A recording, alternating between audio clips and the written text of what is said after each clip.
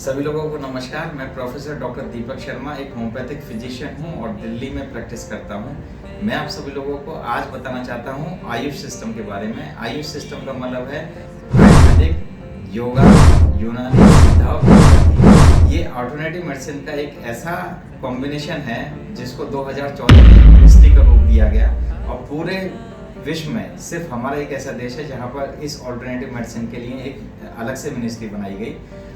जब ये बनाई गई मिनिस्ट्री तो ये सोच करके बनाई गई कि ये अल्टरनेटिव मेडिसिन एक साथ मिलकर के काम करेंगी और आज उसका एक रूप भी देखने को मिल रहा है। लेकिन ये जो मिला जुला एक रूप है जो 2014 में हमारे पास मिनिस्ट्री के रूप में है, इससे पहले ही डॉक्टर श्रवण शुक्ला संजीवनी वेलफेयर सोसाइटी के द्वारा ये काम पहले से ही करते आ रहे हैं, जिसमें सारी अल्टरनेटिव मेडिसिन को लेकर के वो साथ में चल रहे थे। और आज जब मैं 2024 की फरवरी में उनसे मिला, उनकी सोसाइटी में गया, मैंने उनको समझा और एक डर्मेटोलॉजी की वर्कशॉप अटेंड करी, जहाँ पे मुझे पता लगा कि बहुत सारे आयुर्वेदिक फिजिशियन, बहुत सारे यूनानी वाले, योगा वाले एक साथ मिलकर के एक ही प्लेटफॉर्म पर एक ही चीज़ को लेकर के डिस्कशन कर रहे हैं, जहाँ पर अपनी अलग अलग उन्होंने राय दी। और मुझे ये भी जान करके बहुत खुशी हुई कि सिर्फ ऐसा नहीं कि मैं एक होम्योपैथ होकर के सिर्फ आयुर्वेद को छोड़ दूँ या योगा को छोड़ दूँ या बाकी सिस्टम को छोड़ दूँ।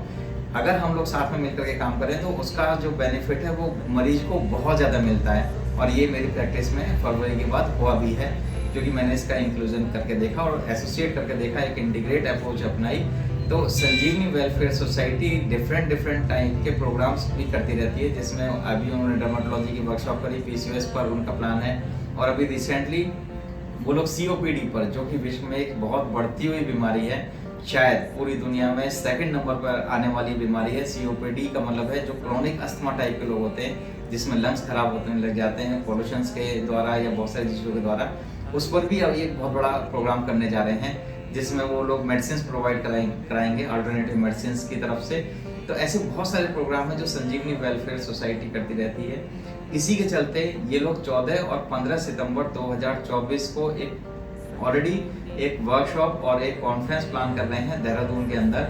तो मेरी जितने भी आयुष के प्रैक्टिशनर हैं सबसे रिक्वेस्ट है कि वो प्लीज़ इस कॉन्फ्रेंस को अटेंड करें, जो इसमें एक साइंटिफिक सेशन भी है, जिसमें एक अवार्ड सेरेमनी भी है, जहाँ पे एक थोड़ा सा घूमना फिरना भी है और हम लोग एक साथ मिलने का मौका भी मिलेगा।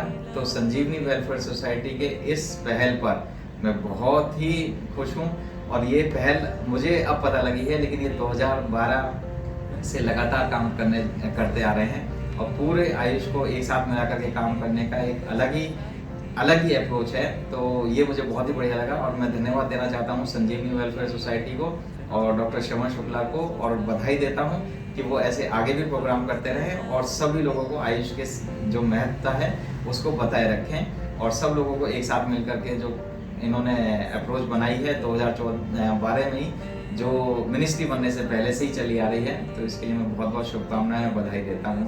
धन्यवाद। संजीवनी